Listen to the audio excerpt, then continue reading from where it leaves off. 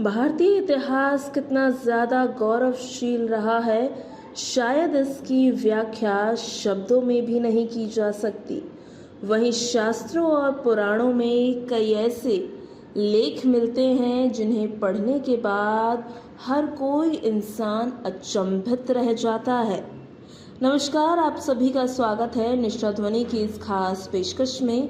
आज हम आपको पुराणों में उल्लेखित एक ऐसे ऋषि के बारे में बताने जा रहे हैं जिसके बारे में सुनकर आप सभी काफ़ी ज़्यादा हैरान रह जाएंगे। ये कहानी है ऋषि विभांडक और स्वर्ग की सबसे खूबसूरत अप्सरा उर्वशी के बारे में। एक बार की बात है जब ऋषि विभांडक घोर तपस्या कर रहे थे और उनकी इस तपस्या को देखकर सभी देवतागण अंदर ही अंदर भयभीत होने लगे और ऋषि विभांडक की तपस्या को तोड़ने के लिए कई प्रयास करने लगे। तब उनकी तपस्या को तोड़ने के लिए और ऋषि के ध्यान को भटकाने के लिए उस समय देवताओं ने एक युति बनाई कि स्वर्ग की सबसे खूबसूरत अप्सरा उर्वशी को धरती लोक पर भेजा जाएगा और देवताओं द्वारा किया गया यह प्रयास सफल भी रहा। जी हाँ, आपको बता दें, उर्वशी ऋषि विभांडक की तपस्या को तोड़ने में सफल हो गई।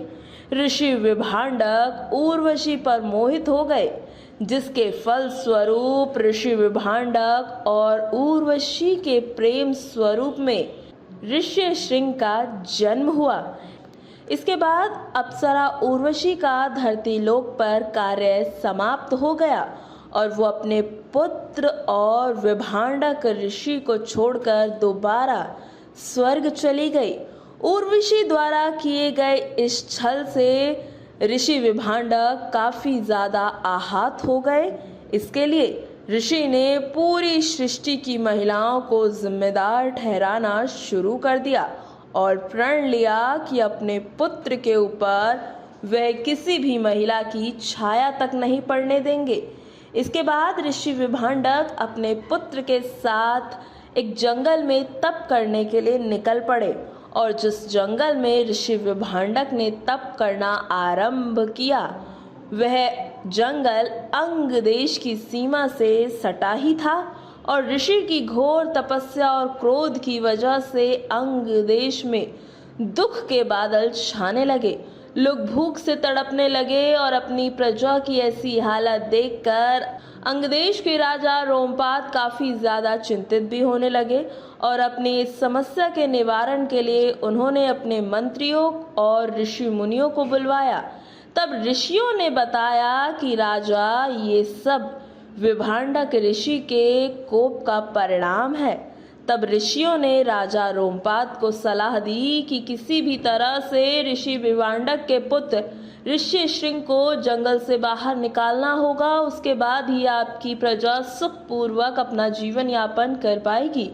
ऋषियों के कहे अनुसार राजा ने एक ऐसी ही युक्ति बनाई जिसके लिए उन्होंने अपने नगर की देवदासियों को ऋष्यशृंग को आकर्षित करने के लिए और जंगल से बाहर निकालने का कार्य सौंप दिया। और एक दिन ऋष्यशृंग जंगल में विचरण कर रहे थे, तब उन्होंने एक आश्रम से खूबसूरत देवदासियों को निकलते हुए देखा जो कि काफी ज्यादा सुंदर थी। क्योंकि ऋष्यशृंग ने कभी भी स्त्री को नहीं देखा था, इसीलिए ऋष्यशृंग उन देवदासियों को अपना गुरु भाई समझकर उनके पास आने लग गए और देवदासियों के कहने पर वह उनके साथ उनके नगर में जाने को तैयार भी हो गए। जब उस पूरे व्यंग की जानकारी ऋषि विभांडक को हुई तब वह काफी ज्यादा क्रोधित हो गए और तुरंत ही राजा रोमपाद के महल में पहुंच गए।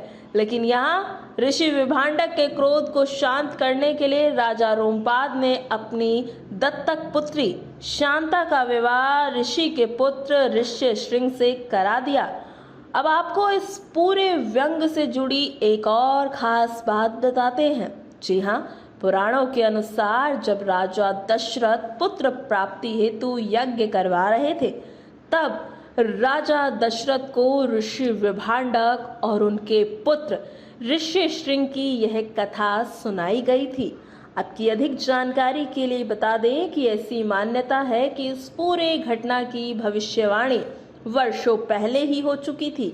यहाँ दिलचस्प बात यह है कि जिस शांता का विवाह ऋष्यशृंग के साथ हुआ वह कोई और नहीं बल्कि राजा दशरथ की पुत्री और श्री राम की बहन थी, जिसका उल्लेख कई शास्त्रों में मिलता है कि राजा दशरथ और माता कौशल्या की एक शांता नामक पुत्री हुआ करती थी।